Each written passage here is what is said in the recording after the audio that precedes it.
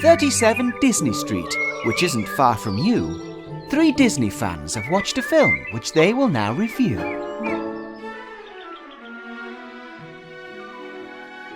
Hello friends, and welcome to 37 Disney Street. The kids are currently wrestling a couple of snakes, so we're freed up to talk about classic number 35, 1997's Hercules. You hear that sound? That's the sound of your freedom fluttering out the window forever. I'm Chris Fletcher. I had Orpheus do the arranging, isn't that too nutty? I'm Zeusy Rain. I really wasn't attracted to you.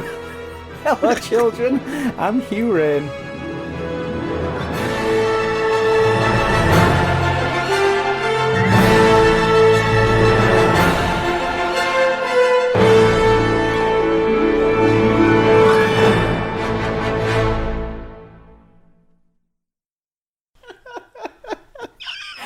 Oh, do you know, you said you were going to do that impression, and I thought he might have met his nemesis now. He might not be able to do it.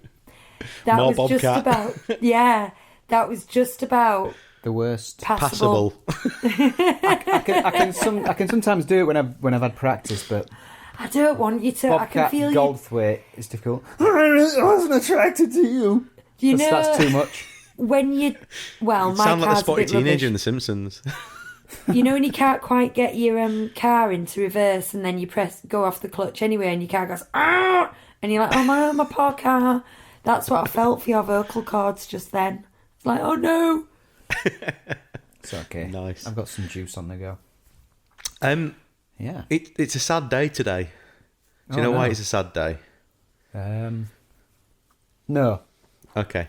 Well, this is our 50th episode today. That's a good day, actually, isn't it? It's our 50th episode today. Hooray! Yay! I didn't realise. Yeah, and it's the 49th film that we've reviewed, which means next week's Mulan, not next week, week after next Mulan, because we're having a week off next week, will be our 50th film Half reviewed. century. Yeah, but this is why it's a sad day. I've relied heavily on 2 books over the last year and a bit. And both of these 2 books only go up to Hercules. So now I'm riding without a safety net.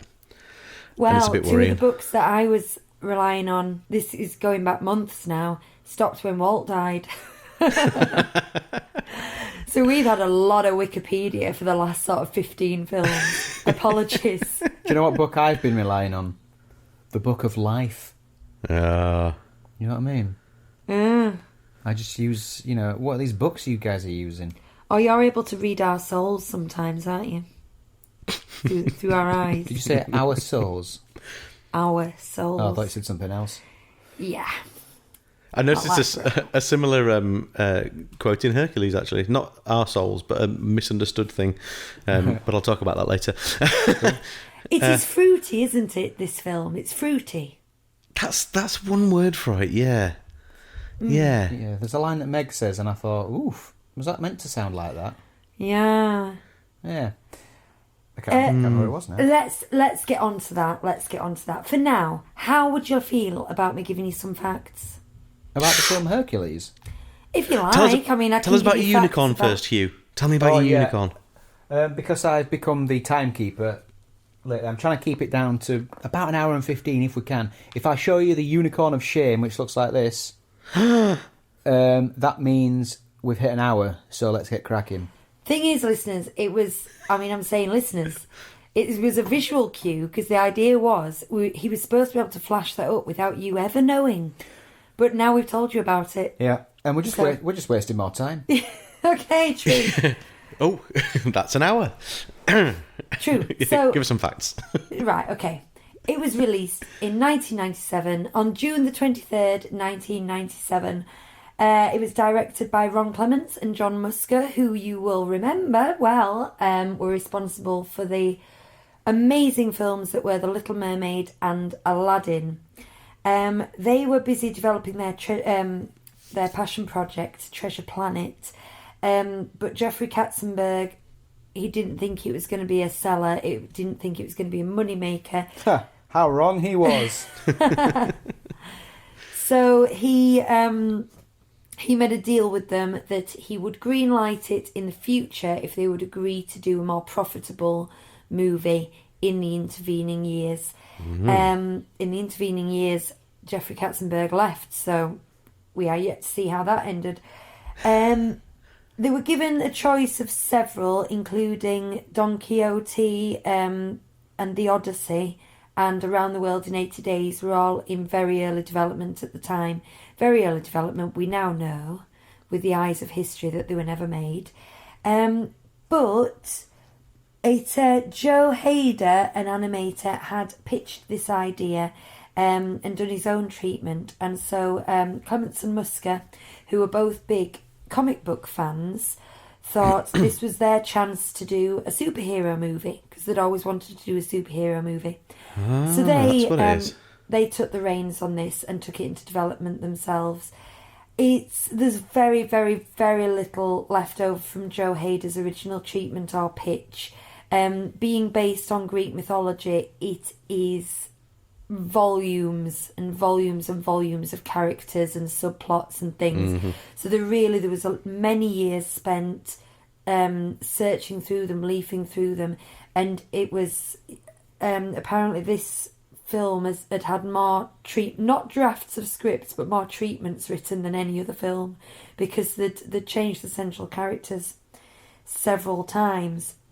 There were problems as well. It's very X-rated, is Greek mythology and Roman mythology and all of the above. There's lots of infanticide and patricide and sex stuff going on all over the place. Mother loving. Yeah, all that stuff. So they really rewrote the books from scratch.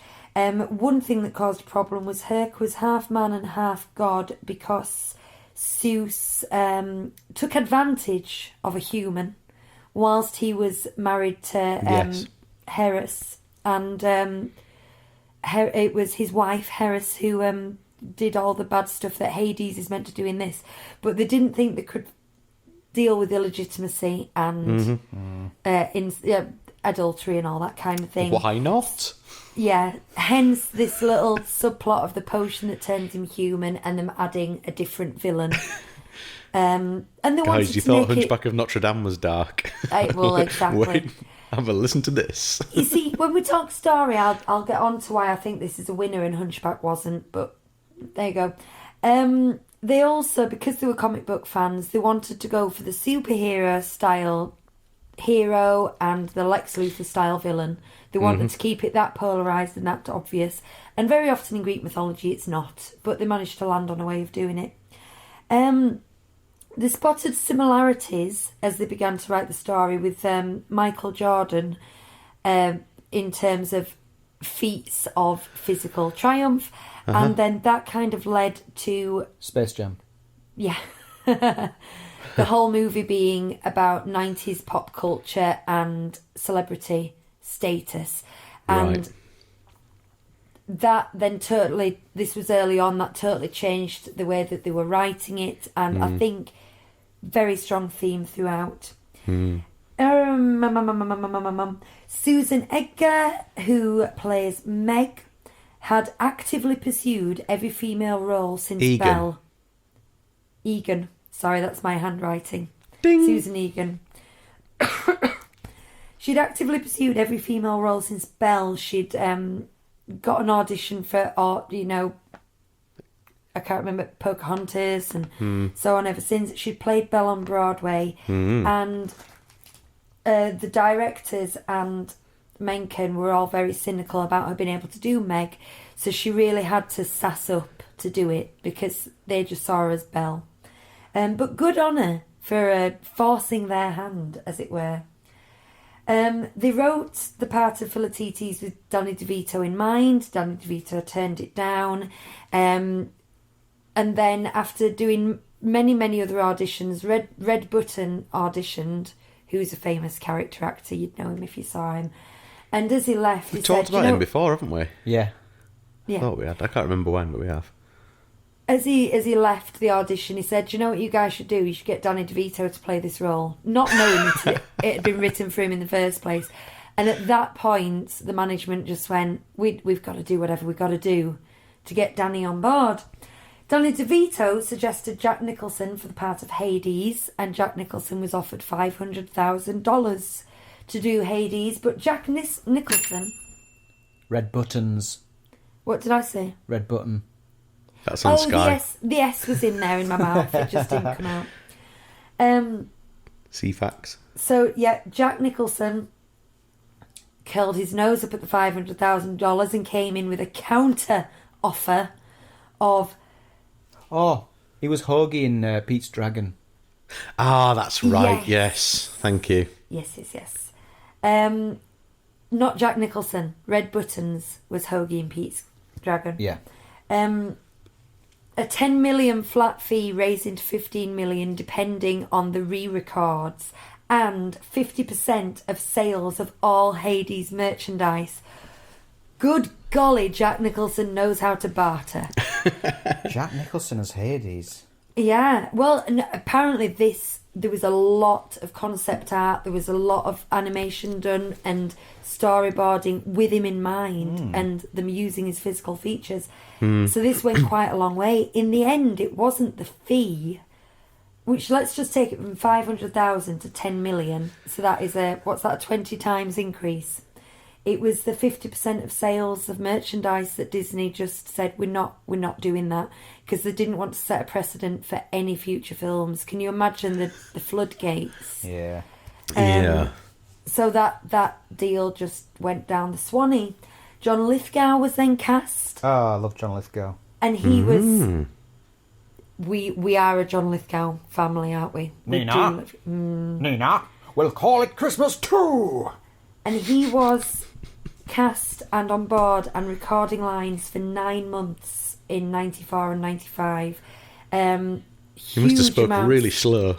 Yeah. Huge amounts were animated, scripts were rewritten as they tried to make his character work. And in the end, it was mutually agreed that they just couldn't make his character work within the film with his voice and mannerisms. They just couldn't develop the character. He was almost in The Good Dinosaur as well. So he was mutually agreed to be let go. I don't think there was bad blood. I just think they went, you know what, guys, this isn't working. Following him, dozens of actors were auditioned, including Ron Silver, James Coburn, Kevin Spacey, Terence Mann, to name but a few. James Woods was one of many and was not seen as very promising. But the directors were very surprised by his auditions. And I think we mentioned this last time, that they audition looking at story. No, it wasn't that. It was when we were watching the Frozen 2 documentary. They audition people and they look at storyboards. They don't look at the face of the person. They don't want to be swayed by your physical appearance. So they look at the storyboards while you speak into the microphone. And they were surprised by James Wood's performance and they saw potential. Good work.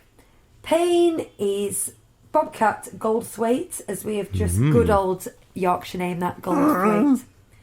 And it was written with him in mind, but he still had to audition, which he took offence at, apparently. Gerald Scarfe was a concept artist. And you will know Gerald Scarfe because he did the opening credits of Yes Minister and Yes Prime Minister. He's a very, very famous satirical caricaturist. He did The Wall. He did The Wall. Yes. He did Yeah. Reginald Perrin. Did he? Yeah. Reginald Perrin? Yeah. I don't remember there being any artwork in that. Do you know what? I've never seen Reginald Perrin, but I know you're a fan. And when I looked him up, because I thought, I know that name. And it said Reginald Perrin on his thing. Well, no, it's just him going into the sea. Did he do the books? Did he illustrate the books? Not the ones I've got. Do you know what? I will look into that further, but I've got written down. I've got all the books and no Gerald Scarfe. Well, anyway, you'll be looking at Gerald Scarfe while we talk. And you can see it. You can see again, it's very fluid. It's like the other guy who did the genie, inspiration for the genie. Very fluid lines and movements. but it was a devil to animate. So he did over 700 drawings as concept art, and then they kind of made reference charts from each angle. And this is one of those where noses change shape, isn't it?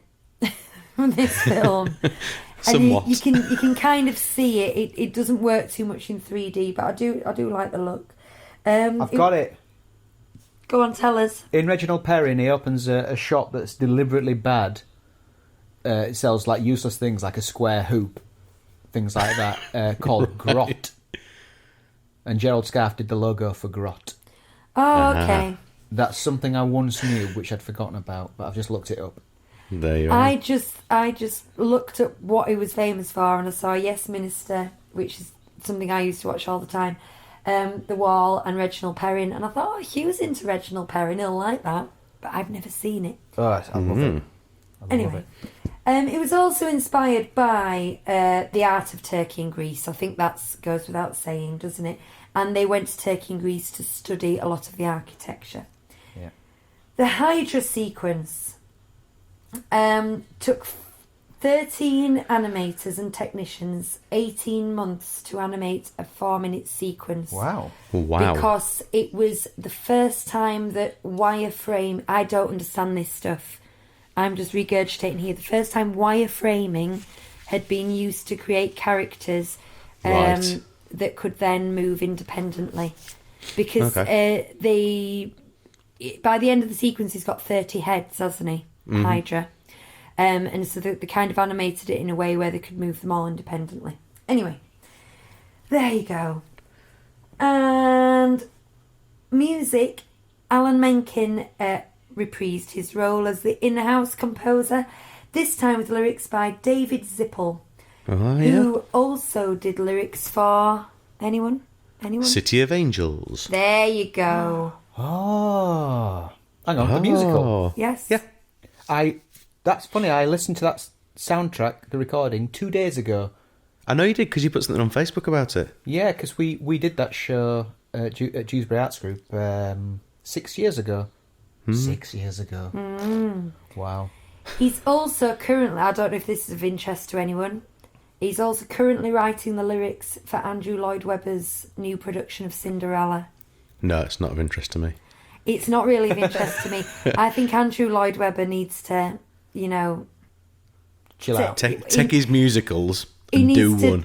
Take his reputation from the 70s and sort of sit on it looking pretty for a while. He doesn't need to ruin his reputation by doing something substandard and old-fashioned now. Take a leaf out of Sondheim's book and just stop. Yes. Just stop. Just stop. Just stop now. You've got enough of a back catalogue where people still remember you. Just stop.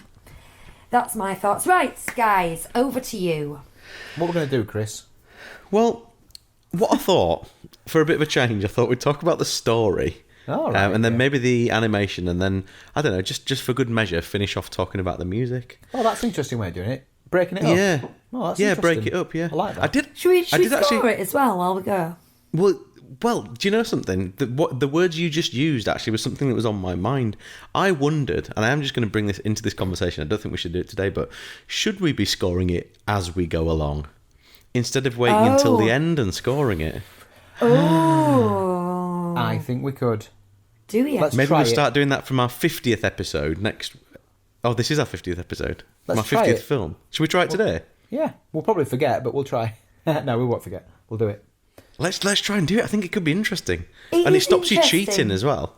It is interesting, but sometimes my mind bends as Gives me Yeah. time go along. Gives me longer to add them up as well. Okay. Okay, let's see how that goes, Chris. Okay, first impressions then. What were you thinking of before it all happened? Well, to me, this felt like a romp in the style of Aladdin going into it. You know, it's lighter.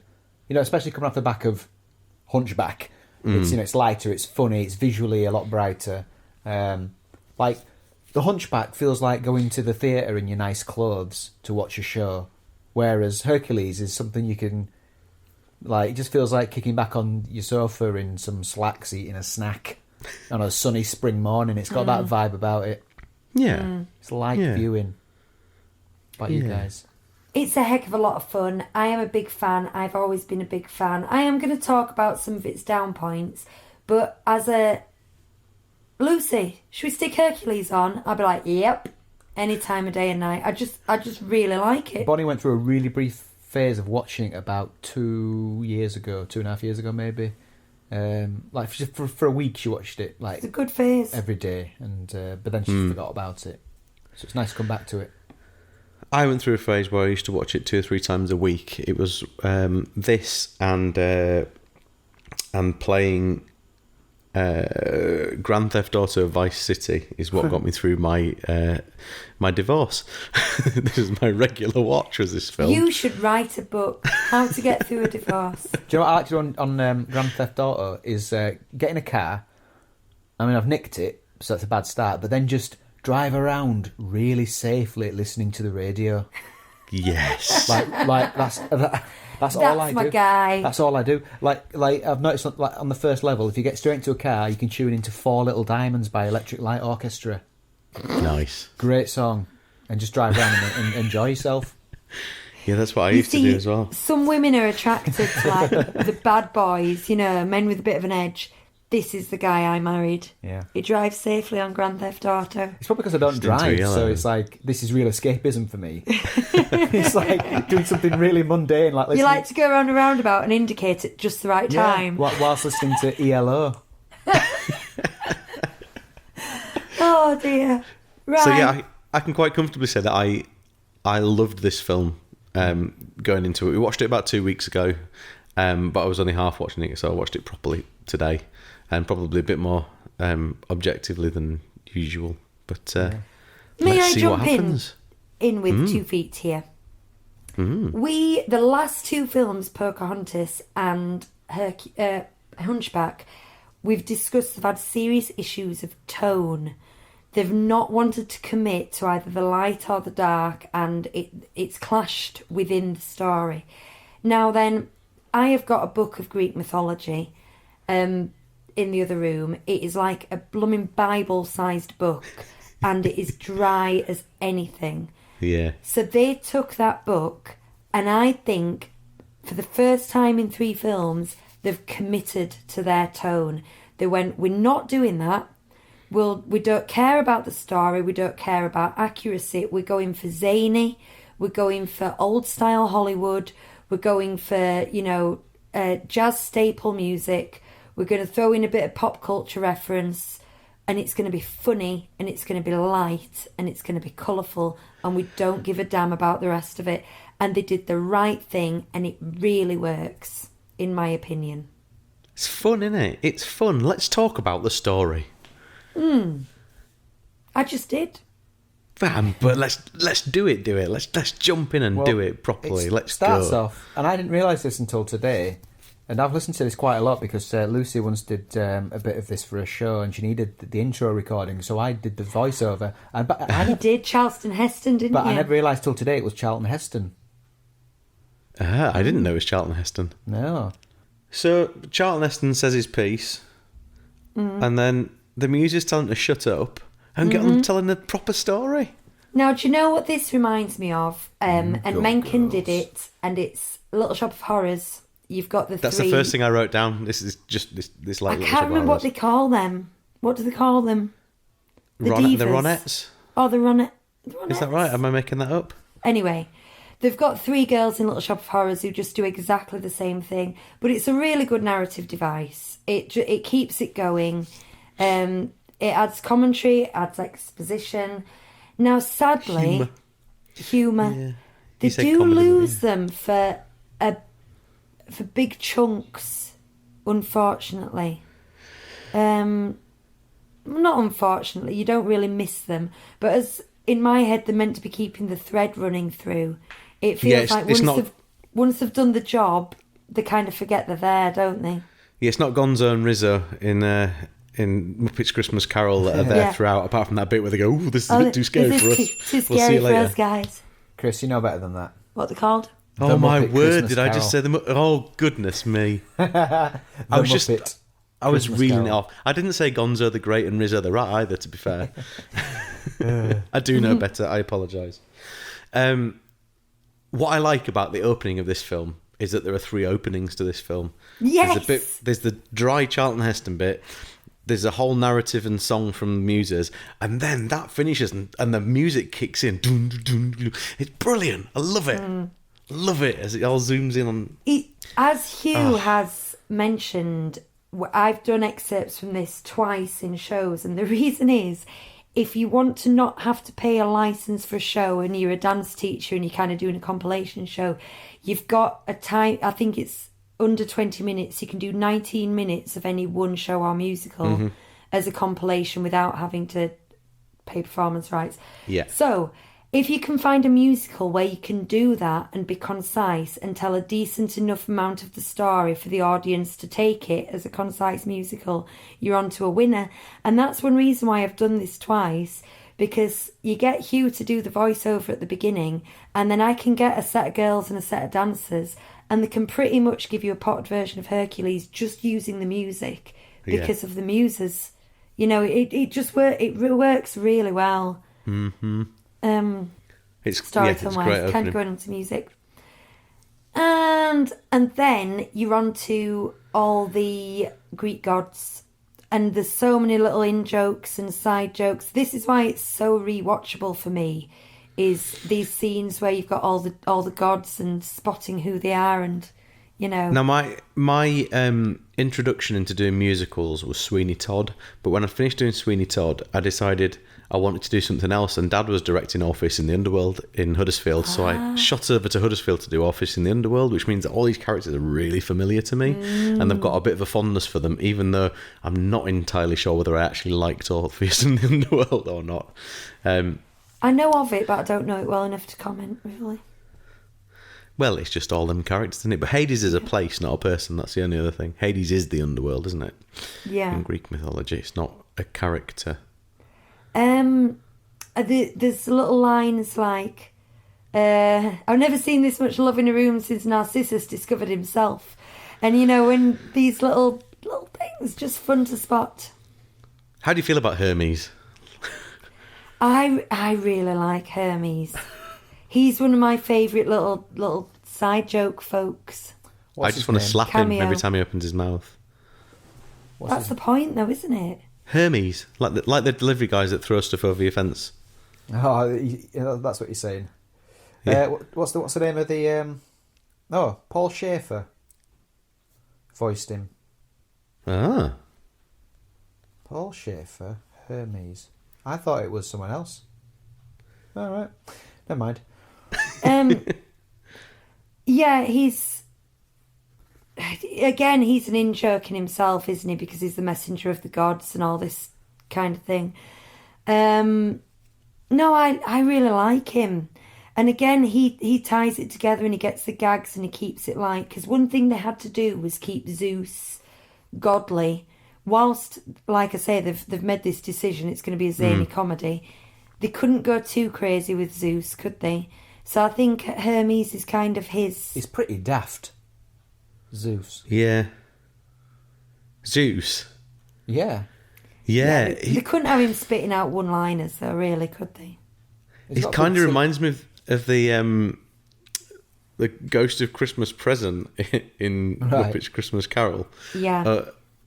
He's just like, he's larger than life, isn't he? Which I guess he should be. Oh my word, that's too... I didn't say Muppets. I said in the Christmas Carol. I heard Muppets then. There was no Muppet involved. I said in the Christmas Carol. This is like, what was that film a bit ago where he said, was it The Lion King? What? The Lion King.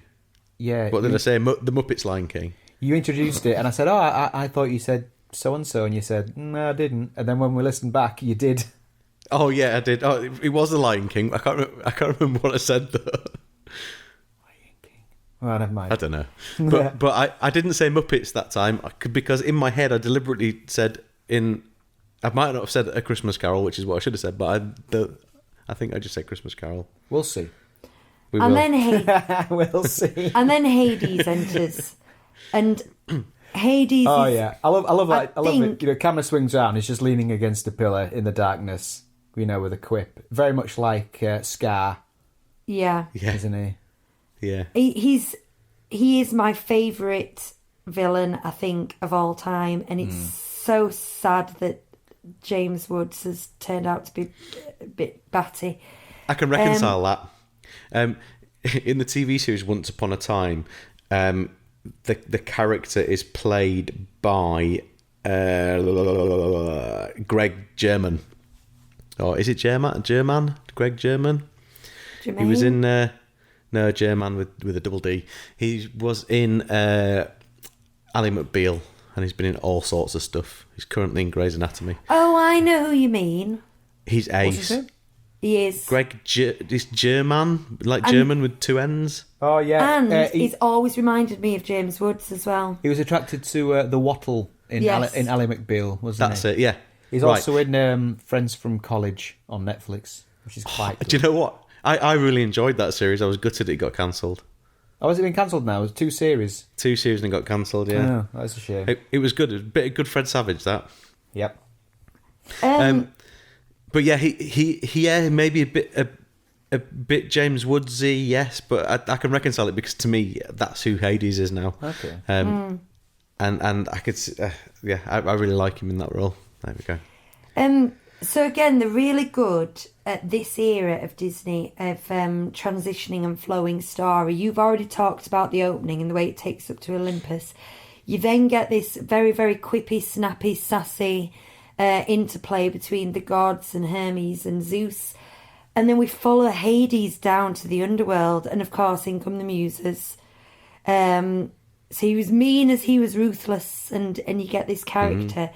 And it's, again, they're just really good at keeping that story flowing.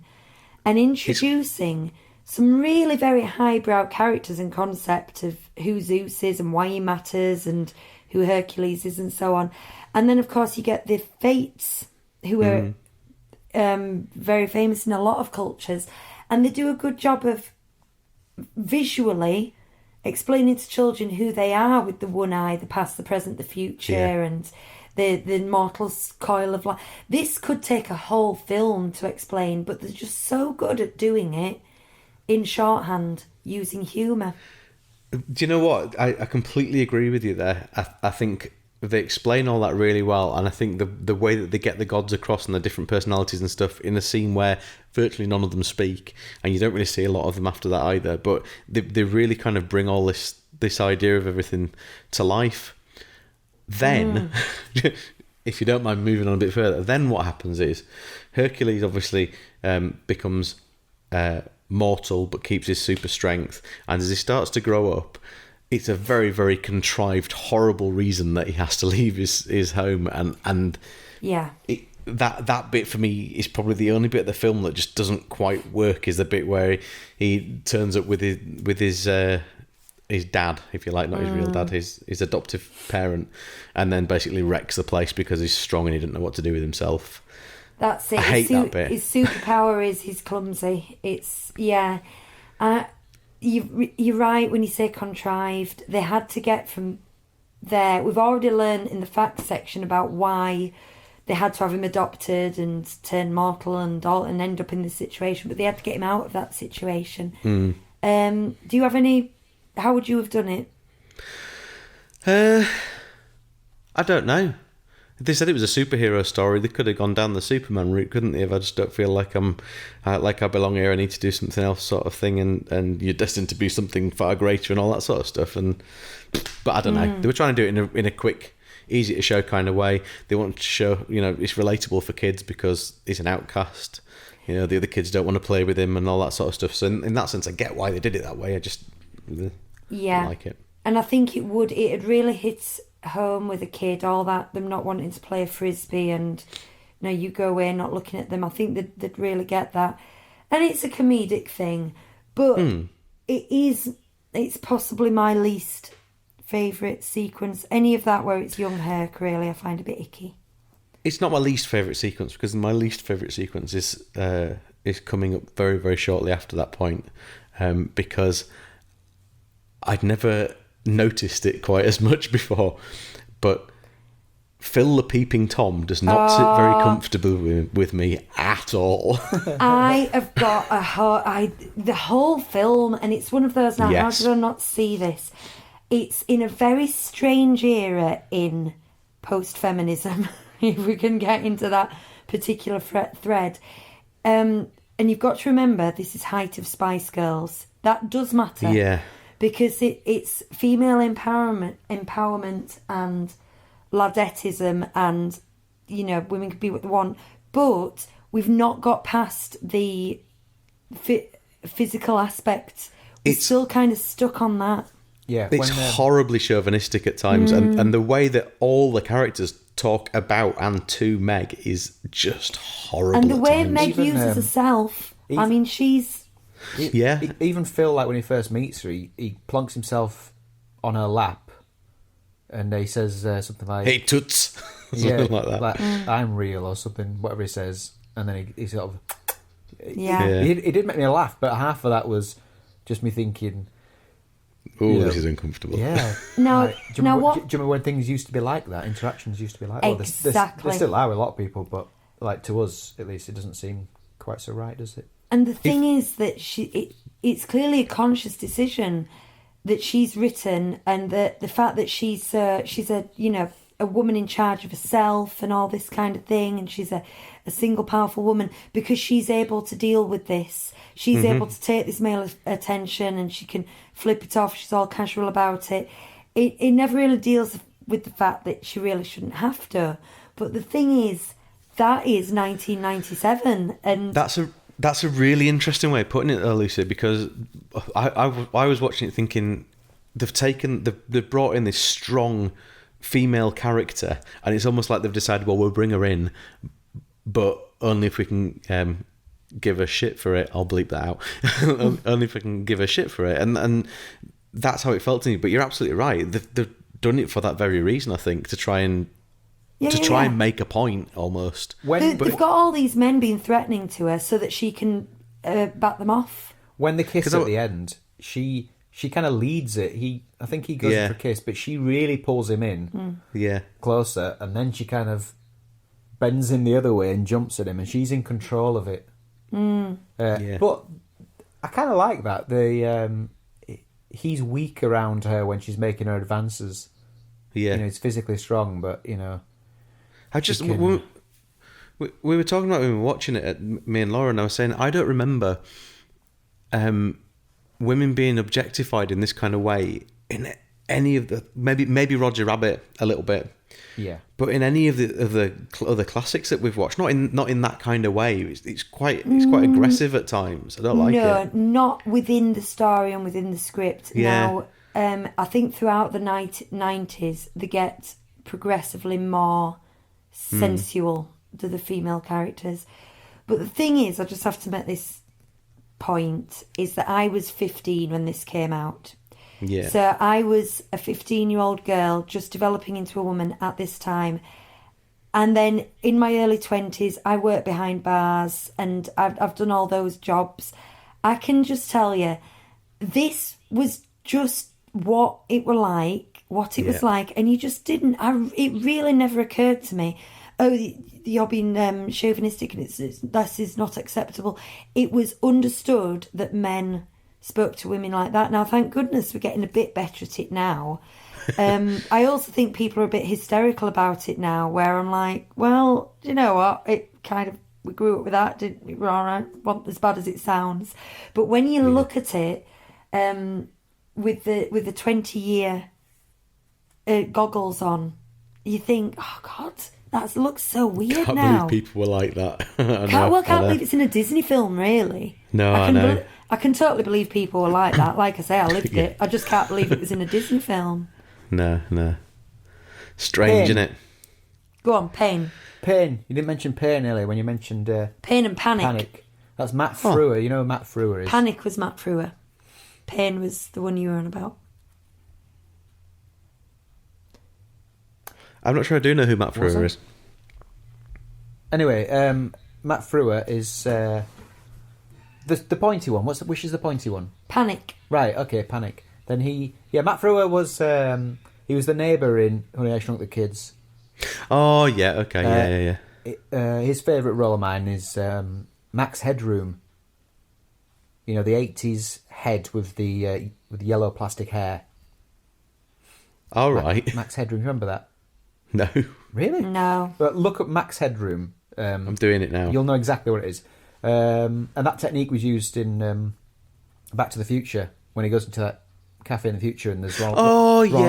Ronald Reagan and Michael Jackson sort of competing. Is it those two?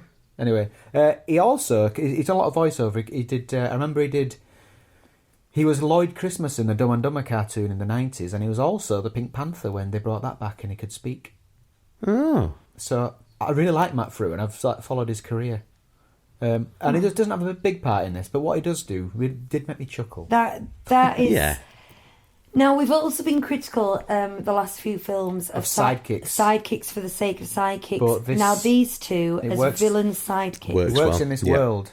And actually, Hercules' sidekick doesn't speak, and Pegasus is a great character, I think. It's a And nice, it's a mode nice of character. transport as well, so it kind of Absolutely, it gets him there. it Gets him fills from A to Z. a narrative void for other reasons as well, and then just giving him a little bit of personality, and the fact that he hates Meg and always giving her the Yeah. dirty eye and all that stuff. Yeah, that's fine. There was a Yeah. line that confused me, and it's when Hercules is talking to Meg just before her song. He says, "Everybody's not like that."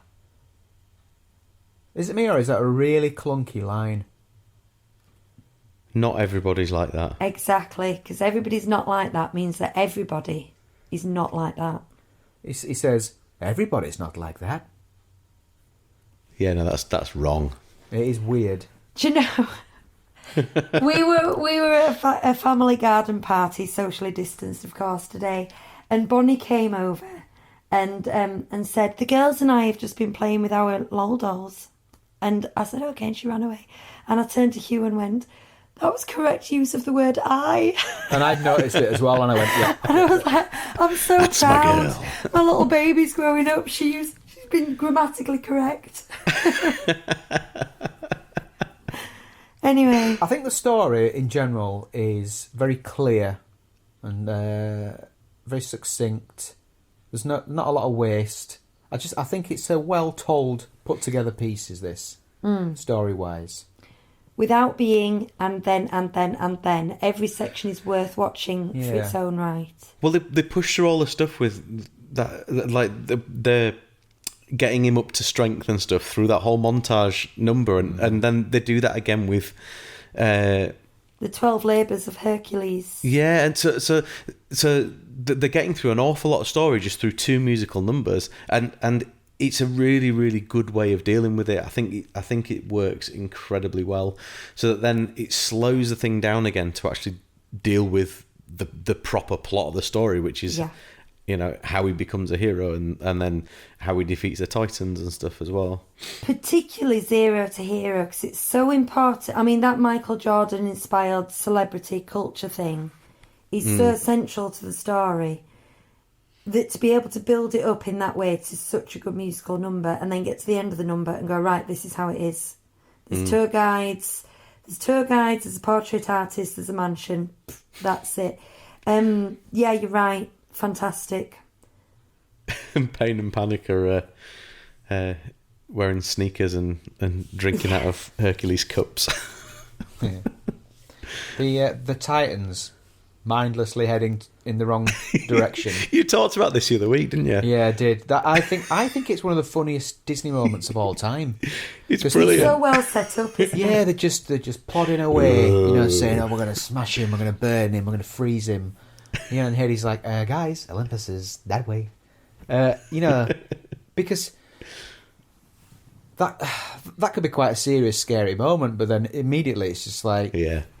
it makes them look stupid, and and then immediately the stakes are lowered because you think, well, they're just big lumbering idiots, Yeah. and it puts you at ease immediately, and you're like, oh, do you know what? This isn't going to be like a big stressful climax. It's like it's going to be dealt with in an amusing way. It's going to be a bit of fun. I think this is how they deal with a lot of it, though. Like the big battle at the end. I'm letting my favourite bits go early again, like I always do. But when he goes, "What was my hair out?" He's like shouting instructions and he's going crazy and he's going mad, and then, "Whoa, is my hair out?" It's just a brilliant little, bring us back to earth kind of. Don't worry, we're not going to get too into this. Even when I was going to use that as my intro and I forgot. I was going to use that as my intro and put a nice blowing sound before it and I forgot. Even when he's gone to get Meg's soul back, you're not sure if she's going to make it, and they've still got time to punch Hades in the face so badly that he turns inside out almost. Yeah. And then, okay, I deserve that. Yeah. Yeah, it's nice. It's nice, that bit, and the way that he just kind of, he doesn't even pause to punch him in the face either. He's walking very determined out of there to go and put Meg's soul back in her body, and he just reaches his arm out. I love it. I like the message as well that what makes a hero, what makes a true hero, and it really reminds me of a very dear friend of all three of us. An elderly gentleman called David Wood has just died. I did want to say elderly in case people thought he was in his 20s. He died a few weeks ago, and he was a fantastic playwright, absolutely fantastic playwright. And he wrote a play called Unsung, and it was a guy who it started with a little boy reading comics, and he decided he wanted to be a hero, and he did everything he could, and lots of funny things happen. Wants to be a hero, and in the end, he joins the army because he wants to be a hero, and he. He's saying, I'm still not a hero. I'm in the army. I'm still not a hero. And in the end, he dies when on active duty in Northern Ireland, and then he becomes a hero. But it's very sad because he had to die. It's a fantastic play. He was a very, very, very clever man, was David. But it just reminds me of that message that he had, very similar in that all this, the bells, the whistles, and the accolades. It's the sacrifice that actually makes you the hero in the end. Mm-hmm. There you go, getting a bit emotional. Any more thoughts on the story? Well, do you know where Welker is? Where's Welker? No. No, I've no idea. Is he in it? He's not in it. Where's Welker? Yeah, it's a bit of a crap game, this, when he's not in it, isn't it? I might have to write to him and have a bit of a go. Do you know something? Just while we're on Frank Welker, he's obviously got a very, very big film just come out on the whatever it is at-home cinema release in the film Scoob, where he's playing Scooby-Doo. And yet, if you go on IMDb, he's not one of the main people in the film. He's like 8 or 9 people down the list. He should be in that. Yeah, he should be in that top 4. I don't get it. Huh. Are we scoring campaign now then? Is that what we're doing? Oh, shall we? Yeah. Should we try it and see if it makes us feel comfortable? Okay. I reckon maybe you can revise a bit at the end if you decide you want to change your mind, but probably not. I'm going to say, I think the story that they've written, because make no mistakes, they've written it, this is not the Greek myth, is very clever and engaging, well-paced, universal story to be enjoyed. The problematic elements coming from the mid-90s in terms of the treatment of women, and that slightly clunky bit we talked about that goes teenage him up to go the distance, up to meeting his dad, all that I find a bit clunky, means it's not perfect. So I'm going to give it an enthusiastic 8, I think. Hugh? I liked it. There's not a lot of waste. Moves along quickly enough. And it's funny. Plus, it's got a good message about what it takes to be a hero. I've given it a 9, What? Do you know what? It's just because, overall, it's just really enjoyable and easy to watch. Pop it on anytime. Yeah. And I think that's why I watched it so much when I was going through my bits and bats, because it's just a really, really easy watch. I still thoroughly enjoy it. Is it setting the world alight? No, but it moves at a great pace. You're right, it's funny, it's amusing. It's got its slight flaws, and there's definitely some problematic bits in there. I kind of thought coming in, I didn't say this before, the whole thing is, this is like trying to make another Aladdin. And it isn't another Aladdin, it's different, it's paced differently, it works differently. I'm gonna give it an 8 as well. I'll give it an 8.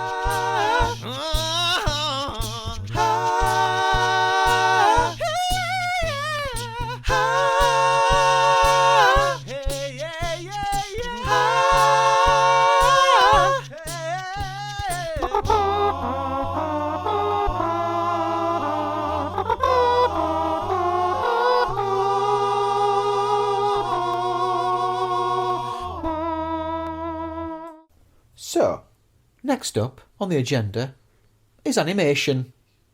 Ooh, animation. Animation. It's very colourful, isn't it? Oh, isn't it colourful? I love Isn't that. it though? Yeah. Everything on Mount Olympus with the clouds. I'm sorry, Chris. I keep interrupting you with my enthusiasm. Everything okay. on Mount Olympus with the clouds and the gods and all the rainbows. Everything about that. That's my vibe, baby. Absolutely love it. Chris, go ahead. Sorry. I love the urn art sort of feel. So like when they're showing the muses and all the bit at the start and how that's shaped. I'm not sure how. I'm genuinely not sure. I'm probably going to shape my opinion on what you guys say, but I am not sure how I feel about the look and feel of the gods themselves. There's something about them that's I appreciate them, but I don't think it's for me. I've always found it a bit awkward.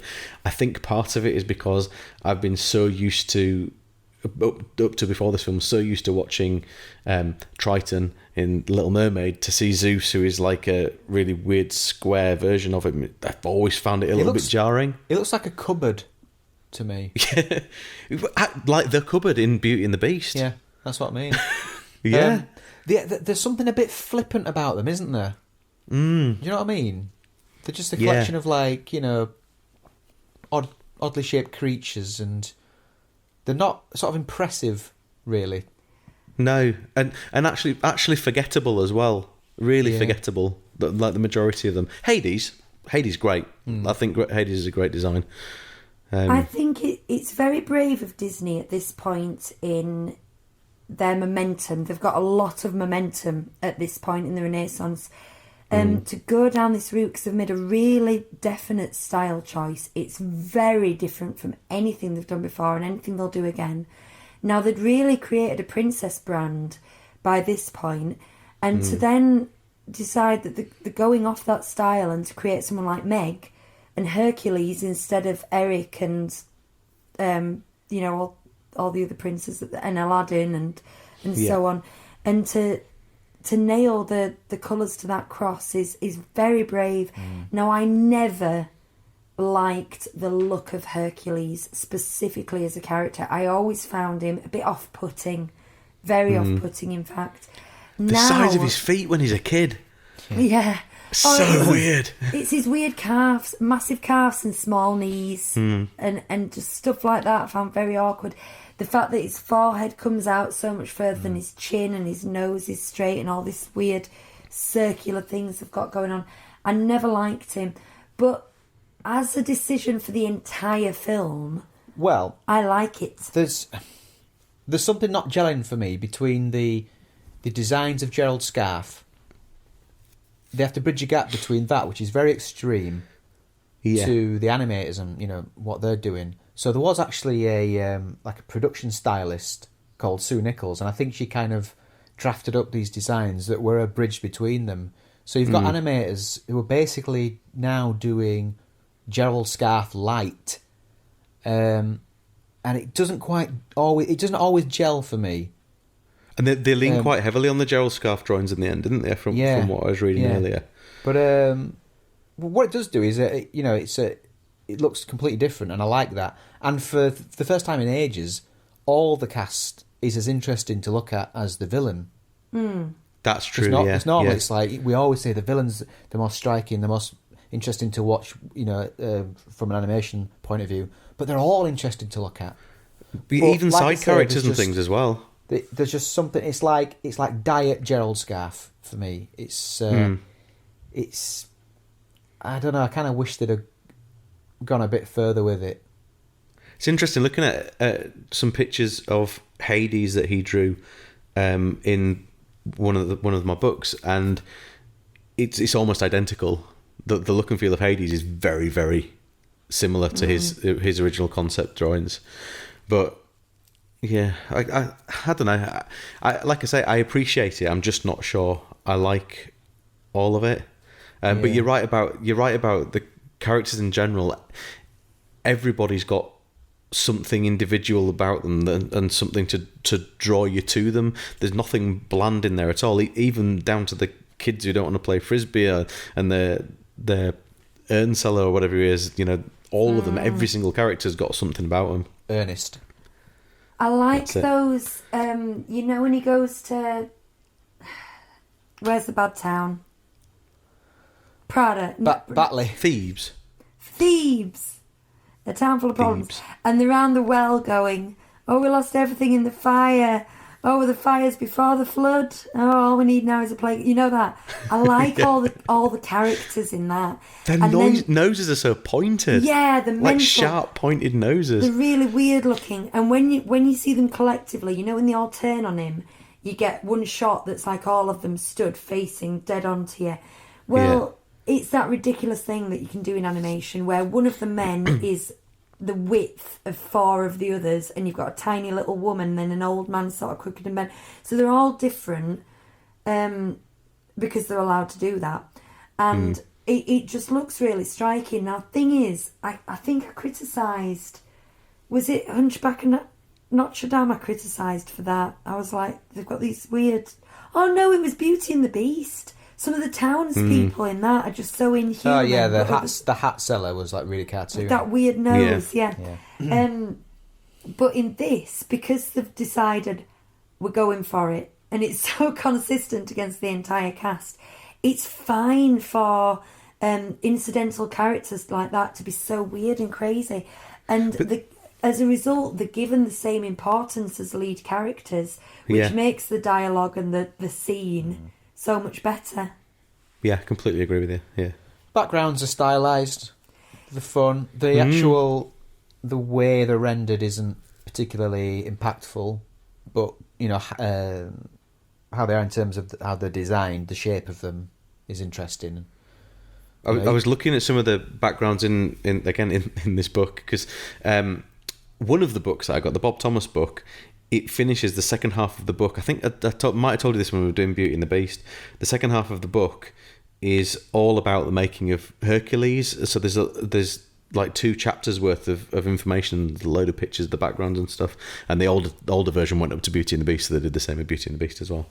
But in that there was a load of the backgrounds, and the backgrounds that were used are absolutely stunning. But I don't remember seeing any of them to that level of detail in the actual film, which is really strange and a little bit upsetting. Concept art is always infinitely better than what you get in a final product. Even down to concept art for theme parks. There's always so many more trees. Yeah. It never, ever stands up to the artists. I was going to say, beware theme park concept art. Beware it. Don't get your hopes up. It's never quite that good. I like the way that they used differences in colour and style between different areas, because you've got 3 places. You've got the underworld, the human world, and the god world. Yeah, Hades is, the underworld is just devoid of colour. But it's... They do a lot of like symmetrical shots with big, almost cathedral-like archways and stuff, over that river of death. Almost Geiger-esque. Yeah. Almost. And then you've got the vivid colours of the gods, which I love. I love an excuse for a pink person, and then, but it's set in Greece, so even the human world is so sunny and joyous. I really like it. What about the tundra? The tundra. Icy tundra. That's not the word I meant, is it? That isn't the word I meant. No. Didn't mean the word tundra. That's like a snow desert, isn't it? A tundra. I know. So now I what don't do you know mean? what word I'm trying to say. Well, there's the Let's talk about a big ravine. CG snake thing, shall we? I'm going to say that. Okay. What's it called? Hydra. Hydra. Yeah. And you add Hydra. "r" in it. Well, something Disney have been doing, like since they introduced CG, was just blending it perfectly with the rest of it right from the off. But I think they are here as well. You're laughing as if I'm going to say it. They're not this time. I thought you were. No, but they are. The cell shading on it, the line style, it looks. Yeah. It sits perfectly alongside everything else. I mean, we've got to remember that they are. I mean, this is. Oh no, it's not pre-Toy Story. I was going to say it's pre-Toy Story. It's not. No, It's it's 2 not. years. 2 years after. Yeah. 2 years after Toy Story. But we've got to remember they're still developing that. I mean, like actually developing their art. They're still writing code. There's still stuff that hasn't been invented. So they're inventing stuff as they go. And this was something that invented something that I don't understand because I don't have a degree in computer animation. But I think it looks. You've got to appreciate that whatever they did was really clever. But no, I don't think it does gel. The minute I it love starts how to it move. looks. I think it's great, but I don't think it's again that it's too 3D in the world that it's sat in. But I do massively appreciate it, and I do also acknowledge the fact that I never noticed any of this stuff when I used to watch these films in the past. It's only because I'm looking at it with fresh eyes, with a critical eye, that I notice this stuff. So it probably blends a lot better than I think it does. I'm very tuned into it at the moment. I'm assuming Hades has CG. Yes, it is. Yeah. It is. He's 2D animated, and then he was sent over to the 3D studio. And all that, you know, when he does big rage things. Yeah, I love that. What? A lot of those are computer effects. Obviously, they'll animate him getting slightly bigger and stuff, but the effect that you see that creates that rage is a computer animation. Yeah. My favourite bit of animation is, I don't know if he's got a name, but the Rocky Titan. The way he walks, the way his legs move. Yeah. It's really interesting yeah. to watch. I love it. It's very cool. Yeah. Since everyone's going, Should we is it score time it? to score it? Yeah, let's score some animation. Yeah. Go on then. While I did state earlier that I think there wasn't a perfect bridge between Scarf and Disney, it's at least partially successful, and that makes for something that looks really interesting and really different. And I think the character animation is good, the backgrounds are interesting at least, and the CG is decent. So I've given it an 8. I am very attracted to the colours and the images used in this. I find some of the character animation, well, particular Hercules really, I find him quite off-putting.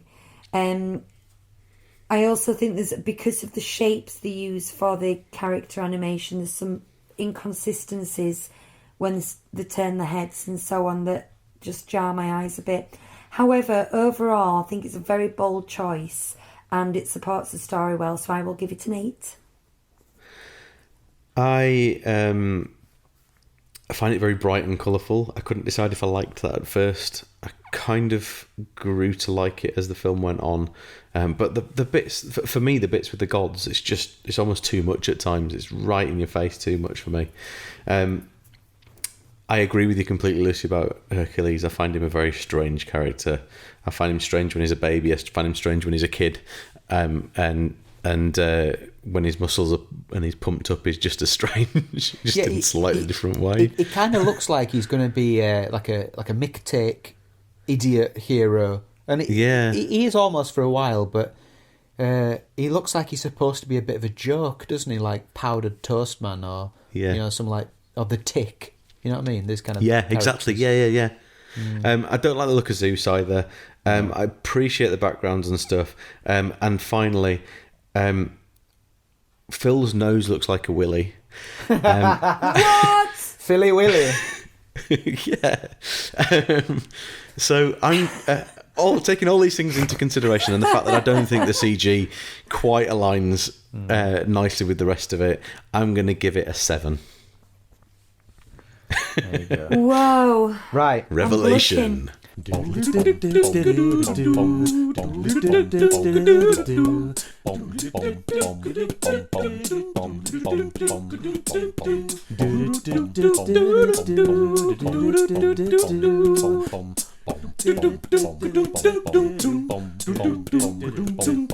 We're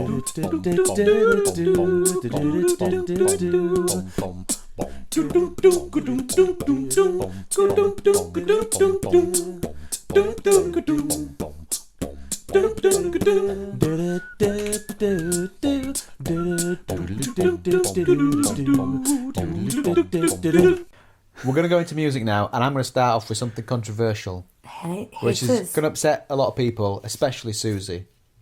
Oh, Nah, it might not. But I'm sorry, I can't help this, but gospel music, as used in musicals, really leaves me completely cold. It just doesn't appeal to me, and it's so happy and joyous, and it just, whenever I hear it, I kind of go, yeah, here we go. This is, one of these. I can imagine getting people jumping down my throat for that, but there's no law that says I have to like gospel music. But it's not for me. Having said that, I do love Zero to Hero. I get where you're coming from. I do. I've always compared this to Little Shop of Horrors from a music point of view, because I think there's definite similarities in bits of it, but what this isn't is anywhere near as good as Little Shop of Horrors is musically. Zero to Hero is a great song, don't get me wrong. I also think that I Won't Say I'm in Love is a brilliant song, and for me, as far as this film's concerned, they are two of the best bits of this film, because the way in which they're staged is just brilliant, and they're really good, memorable songs. What is it about I Won't Say I'm in Love? Because I really like that as well. That Town, yeah. It's just a nice little. It's surprising, isn't it? It feels a little bit unconventional, or almost. I don't know, just plonked in there. The funny thing for me is listening to it in the car. We will quite often skip it because the boys aren't too bothered. But I've always really loved that song. But listening to it in the car, I question myself why. So it has to be something to do with the visuals of it and what's happening when you're actually in situ as well. I don't think for me it is though. Well, for you, Lucy. Well, yeah, okay. Yeah. Yeah, Chris, that's not your opinion. No, but I know so many people, Disney fans, but you mentioned that song. I love that song. Yeah. No, I don't think the visuals are that fantastic. I think the counterpoint, it's so catchy, and the fact that you've got two songs to enjoy, basically, I think gives a lot to it. It's particularly a catchy rhythm, but it's a tempo. It's a proper foot tapping tempo. Yeah. It's a nod your head tempo, which works for everyone. Yeah, it's just, it's lovely. I don't want to sound like Ross when Isabella Rossellini comes to town, but that was very, very nearly in my top 5 when we did the songs, and I dropped it out at the last minute. I do really, really love that song, but what brings it to life for me is it in situ in the film. Interesting. You see, that's one song. There's a lot of... I just went all teary-eyed about Out There last week. I wouldn't necessarily enjoy that song as much without the visuals, but this is one song I enjoyed just as much without the visuals. I didn't enjoy it without the visuals. I just like it more with... It feels... I think the purpose came back to me. Having not watched it for a long time, I always enjoy listening to it, but having not watched that bit for a long time, it automatically jumped up in my estimation today watching it in situ in that way. It's a good match for the character they've created. They're wanting to get this strong, independent woman thing, and yet they do want a love song, and it's a very good match for her. And so's the whole sequence. Yeah. I love Zero to Hero. It's absolutely fantastic. It's so energising. I really love the... it's not really a tempo change in the middle, it's an accent change. Yeah. You put the gladiator. Absolutely fantastic. That really gets my heart racing in the middle. Mm-hmm. I don't feel the lyrics are as clever as they have been under Ashman and Schwartz, personally. There's some good ones, like I say, I've done this for my musical theatre class, and we really struggled on. And this perfect package packs a pair of pretty pecs. Perfect pecs. There's things like that are just like, oh, I like that lyric. That's a good lyric. But there's also, he can tell you what's a Grecian urn. What? He can tell you what's a Grecian urn. No, tell you what a Grecian earns. No, he can tell you what's a Grecian urn. I thought it was he can tell you what a Grecian earns. Well, it wasn't on my version. I watched it on Sky. Because I literally stopped and thought, that's a bit weird. Right. Because the joke is, what's a Grecian urn? Yeah. I thought that's what the lyric was. Whereas if you say, what a Grecian earns, that kills the joke completely. So that's why they've done it. But it doesn't scan. Throughout the whole movie, Well, I think there's some clunky lyrics. I suppose conversationally, you could say he can tell you what's. He can tell you what's what. He can tell you what's a Grecian urn, like that. Conversational. You can kind of make. No, you can't. I can kind of make it work in my head, but I know what you mean. It's difficult because if you say it the other way, then the joke doesn't work. No. And we've already talked about how good the openings are, and I think I take your point about gospel. I happen to love gospel, but when it goes, "We'll take you from here, darling," I don't think it's gospel in musicals. Yeah, and that's just a really good. Don't go see Sister Act. Snappy opening. It's a great little melody, and it gets you in. It tells the story really well. I think that whole sequence, and again the way the music lifts you up to Mount Olympus at the end, fantastic. What I think is really mediocre, is Go the Distance. I used to think that, but then I learnt it with my singing teacher, Natasha, and I discovered it's right in my range. So I could sing it really well. So I got a newfound appreciation of it. That is a bit biased, I grant you. Yeah, I'm not bothered about it. I'm not bothered about Phil's song either. I like everything I said about Out There last week about how that's how musical theatre should work, and that's how you write a ballad. I don't think this does. It's got a monotonous tempo, very run of the mill melody. Nothing really moves you. It fills time. I think the way he sings it, that to me is how this kind of yearning song should be sung. Whereas I didn't like the Hunchback one at all, did I? Do you know who sings it in this? I do. It's Roger Bart. Roger Bart, as we know him from Carmen Gear in The Producers. Genius! And he should have. We should have seen him. Brookie and I should have seen him in Back to the Future as Emmett Brown, because that's what he's been doing. I see. He should be on the West End right now doing that. He should have moved from Manchester to the West End. But he also played Bloom for a little bit in The Producers as well. Ah, really? Yeah. I also know him from watching Revenge. I don't know if you ever watched Revenge. And we know him from Desperate Housewives as the pharmacist. Now I'm going to disagree. And he's in the with last Chris, series of How I Met Your Mother as well. because I do like Phil's song. I do like it. I think it's good that they've chosen to go with these different jazz genres, and they've done the Motown, they've done the gospel, and then you get this little sort of Charleston rhythm number. It's vaudevillian, isn't it? It's nice, yeah. It's a nice change of pace, and like you say, it's covering up a montage. Which it tells a story really well. I'm just not bothered about the song. Fair enough. It's not one I'd listen to on my own in the car because I love it. I like this last one. They tell it from the mountaintop one. That's quite nice, but that's very that's very gospel. And we've got another 90s end credits from Michael Bolton. Yeah. That's one of the worst. Do you know what? I said to Laura, I must have known this but I didn't think I did. But I said to Laura, I said, "Oh, hang on, we have to watch a bit longer because in this period there's some really terrible cover versions of the songs." And it came on, he started singing, and I went, "Oh God, is it Michael Bolton or somebody?" Yeah. And then it scrolled up. I was like, "Oh yeah."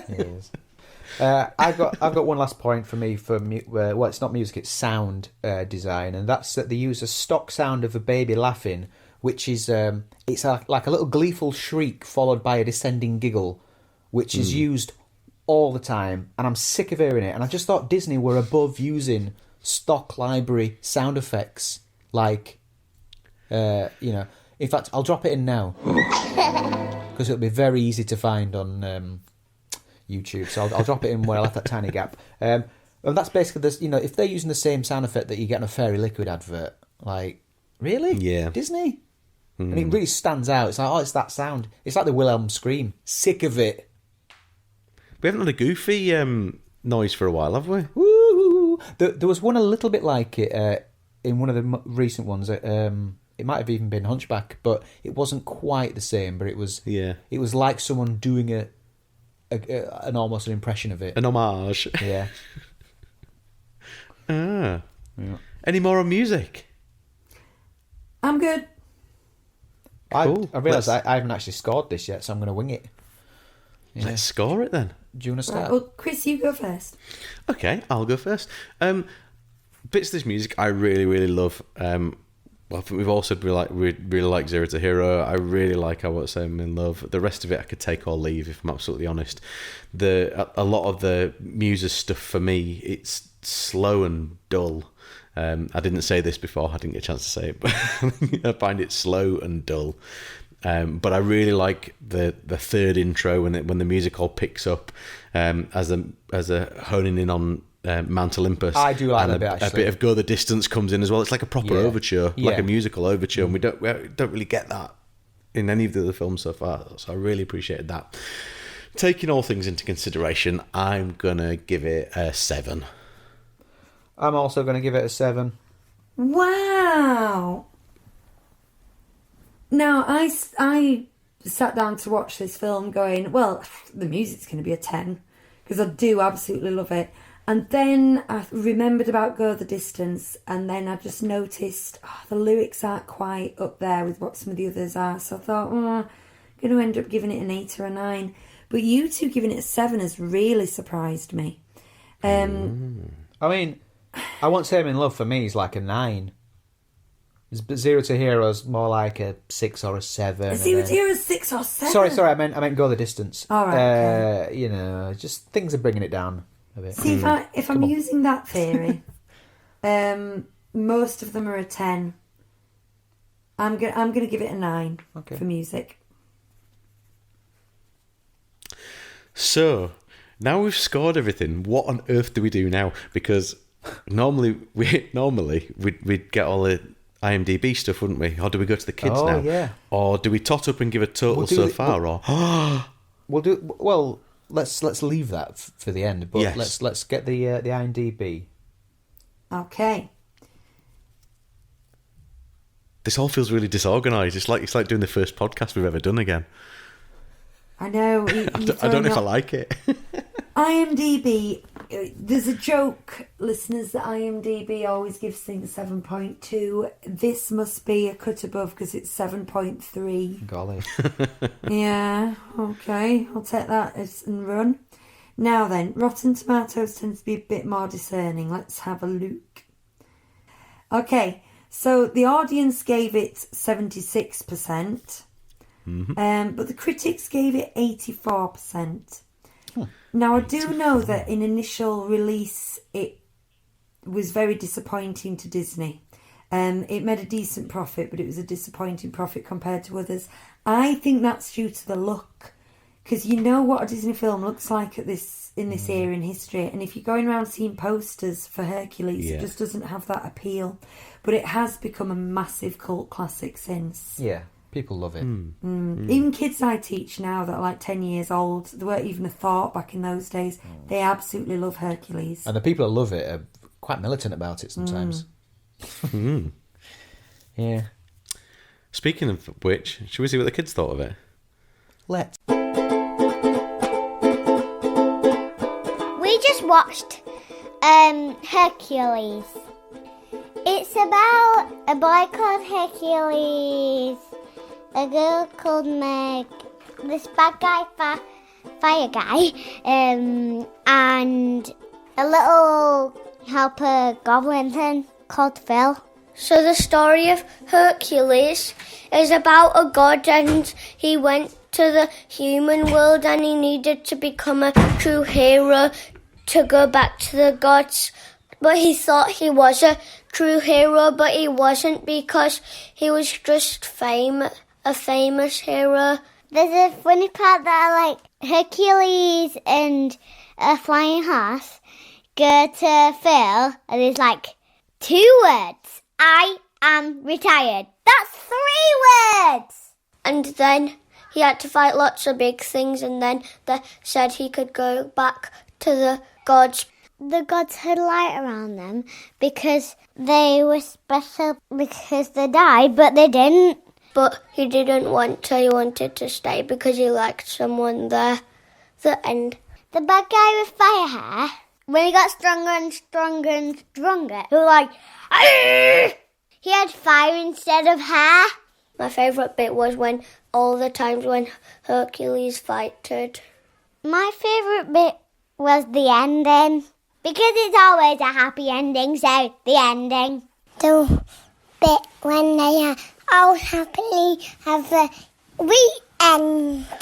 There's another part that made me laugh, where they go into Phil's house, tree thing, and then the horse tries to go through the door, but his bottom was too big, so he just got stuck. My favourite character was Hercules. The fighting one. The fighting one. Which character's that? What was he called?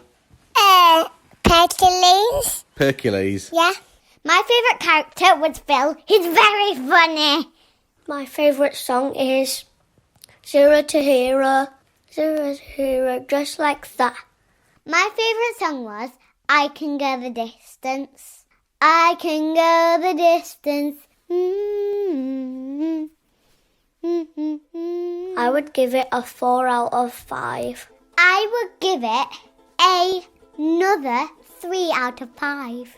That means it's okay, it's not brilliant. I'll give it a 5 out of 4.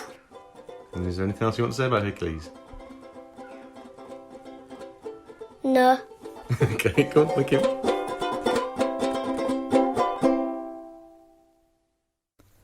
That gives us a score of 78. 78? 78. That's, that's... Do you know what? The page where I write down the scores, I've actually run out of room now, so... Whoa. What do? Do I just start mixing them in? Yeah, I found a gap, but then it's not chronological anymore. Hercules. It's same as Lady and the Tramp. One more than Robin Hood. One less than Alice in Wonderland. I must admit, I thought it would be higher, but my scores were honest. So, whereas ours weren't. Yeah, we lied. No, I mean... I wanted something to be higher, but I gave it 2 8s and a 9, Yeah. is what I'm saying. So, I wouldn't have given it 10s just because I expected it to be higher. That's kind of how it crumbles sometimes, isn't it? Well, would you like to know about the cry factor? Yes. No. Would you? Yes, Okay. please. Okay. It's absolutely beautiful. He really loves him. I don't know why they just can't be together. Hugh's cry factor. The whole bit with Meg getting crushed by the pillar, that whole bit up until her death, there's some teary moments in there, some sadness. And then when Hercules rescues her from the river of death, and the strand of hair suddenly turns golden, just before the scissors cut it, signifying that he's a god. And then, hey, that's Phil's boy. He wipes away the tear. I think that just takes it up to a 4. Whoa. I've forgotten about That's Phil's boy. Yeah. Yeah. That's a moving moment. We don't have much action on Twitter this week, but Susie sent us for our anniversary, 1 year anniversary. She sent us a version of Zero to Hero, and we'll play a snippet now. Bless my soul, Chris is on a roll. Likes to hear opinions on the weekly Twitter poll. Scores are low, why I just don't know. Cause they seem to hate the ones I love, like Oliver and Chloe. I thought they'd score it 0-0. Dewey's a hot show, Lucy's a hero. Ollie and Bonnie and Lucas too. 0 to 100 in no time flat. 0 to 100, they score like that. Frozen 2, it made them cool like ooh and ah. Beauty and the Beast, it was a feast for everyone except you. They don't charge no fees or royalties. These guys do this for free. They'll soon be rich and famous. They could tell you what each film has earned. Say amen, here they go again. So opinionated, Hunchback should have got a 10. Wait, are we just a We haven't played the whole one because it's better to watch the thing with visuals because she made a video of it. The video she did is brilliant. She's just put loads of like little memes and gifs and whatnot, but it's really. So we tweeted it the other day. So I'll add the hashtag so you can find it. The hashtag 37 Disney Street 0. Susie, Nice. we loved it. Yes, thank you so my much, darling. Susie. I was smiling from ear to ear. All 5 or 6 times that I've watched it.